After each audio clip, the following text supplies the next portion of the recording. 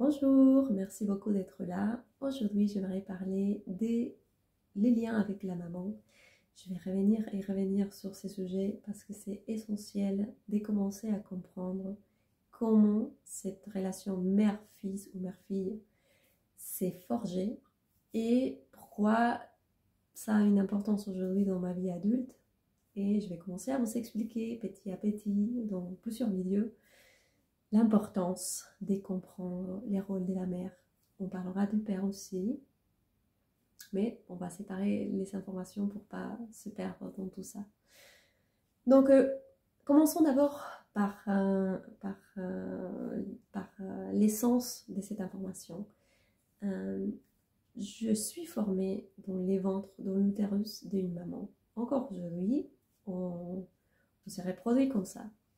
On est à travers la matrice d'une femme et c'est ces matrices, c'est cette maman qui va modeler, qui va former mon énergie parce que initialement, par exemple, moi, je suis une âme ou une énergie qui incarne dans un corps matériel, j'ai ma propre vibration. Mais ma mère va être un prisme qui va modeler cette vibration, qui va nourrir, télécharger son information à elle aussi dans cette vibration-là. Et c'est comme ça que je vais me fusionner avec elle dans un seul corps pendant 9 mois. Normalement, on va être une seule entité, un seul être.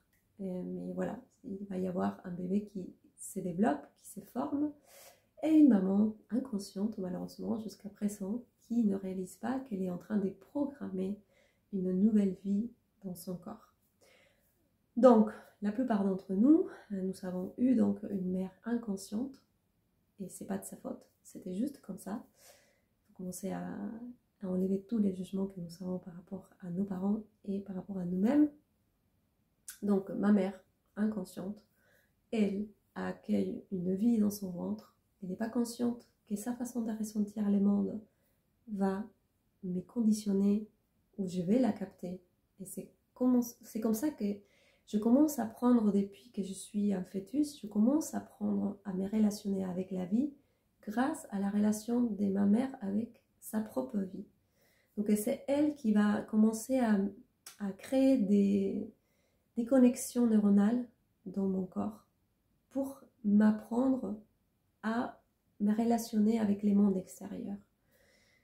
Donc ma mère, si elle était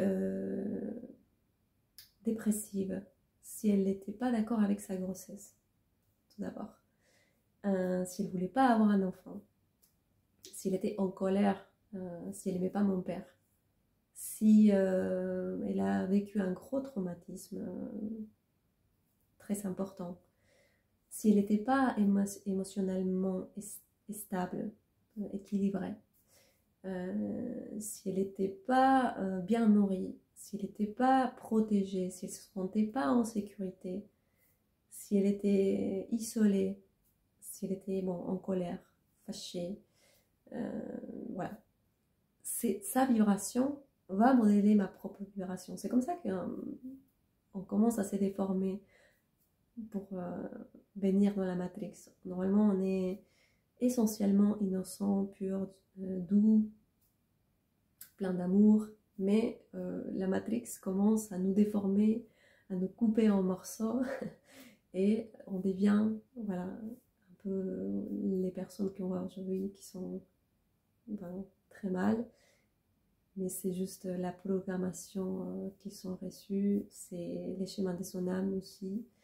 Là, c'est la faute des personnes. Chacun est en train de vivre son propre processus individuel de venir à la matrice, connaître la matrice, transformer la matrice. Et voilà, ça passe par tout ça. C'est tout un processus.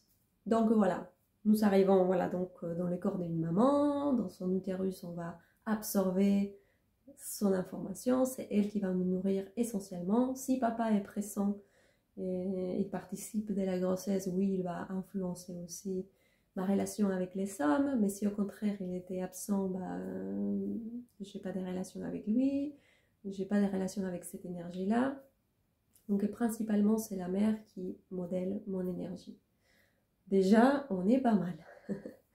Donc voilà, maman, elle fait ce qu'elle a à faire en fait, crée une vie, elle programme cette vie, elle accouche cette vie, et je commence mon processus d'individualisation où maintenant il n'y a pas que ma mère, mais elle va rester quand même jusqu'à l'âge des 12 ans, très présente dans ma programmation. Mais il va y avoir un deuxième élément et c'est les mondes extérieurs. Maintenant, je vais me relationner avec des autres choses. D'abord avec l'oxygène que je dois respirer, parce que c'est ma mère qui m'a donné tout ce que j'avais besoin pour exister. La nourriture, c'est pareil. Enfin, je vais commencer à communiquer avec des éléments extérieurs qui vont modeler aussi mon être. Parce que si vous ne le savez pas, la nourriture aussi fait de vous ce qui vous êtes. Manger de la viande, manger des fruits, des légumes, manger de la nourriture industrielle, tout ça va modeler votre vibration. D'accord? Donc, la culture, mon pays, ma communauté, l'école où je vais, les profs, ma famille, tout le monde autour de moi va influencer. Parce que tant que je suis enfant, je suis aussi dans un mode des programmations encore. Jusqu'à 7 ans, des 0 à 7 ans, c'est là où je vais capter tout de l'extérieur sans me poser des questions, sans réaliser, sans dire non. Je vais juste accepter tout ce qu'on me donne, en fait, tout ce que les mondes extérieurs me donnent pour avoir un bagage, pour travailler après. Donc voilà, des 0 à 7 ans plus ou moins. Chacun aussi individuellement est différent. Donc c'est un range d'âge, mais c'est pas une règle. Donc voilà, donc après des 7 à 12 ans, je vais être différent parce que je vais commencer à développer ma personnalité, je vais être vraiment plus individuelle, plus individualisée. Je vais développer ma personnalité, mais séparée de ma famille, séparée de ma mère, séparée de mon père. Je reste un peu, mais pas autant, et des 12, enfin voilà, l'adolescence, on est là, c'est là où vraiment la personnalité, elle finit de naître. Je sais qui je suis, normalement, je parle dans un bon schéma d'éducation. On devrait à 12 ans, 13 ans déjà savoir qui nous sommes, être aligné dans la vie, responsable de cette puissance que j'ai pour bâtir, construire le monde. Mais bon, c'est pas notre cas encore, on est en chemin. Donc c'est pour dire que jusqu'à l'âge où je reste sur les toits de ma mère, je vais créer des liens avec elle, des liens qui vont rester dans l'inconscient. Parce que des fois, oui, je peux réaliser certaines choses, mais dans l'inconscient, on est dans un 97% des mécanismes inconscients qui agissent tout seuls, sans que je le sache. Et c'est là où, voilà, il y a ma mère, mon père, dans une bonne partie de cette programmation inconsciente.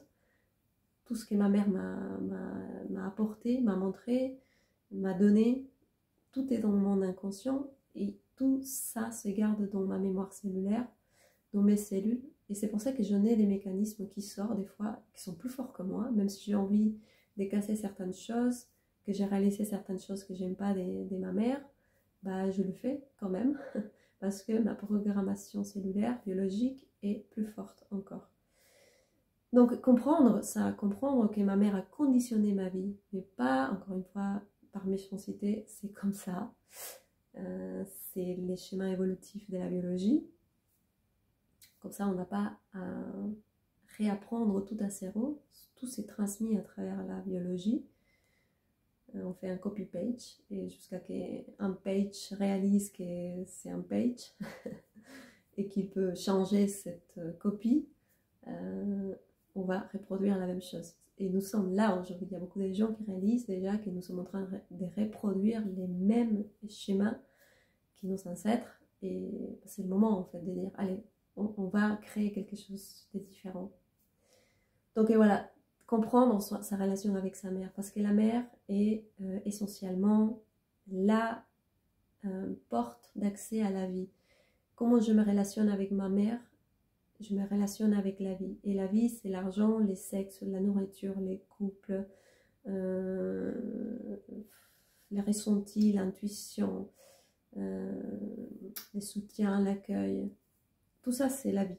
C'est l'aspect féminin, on va dire, de la vie. Donc, comment a été ma relation avec ma mère va être et va être ma relation avec la vie, tant que je suis inconsciente en fait. Donc, si vous comprenez maintenant aujourd'hui que vous devez détourner votre regard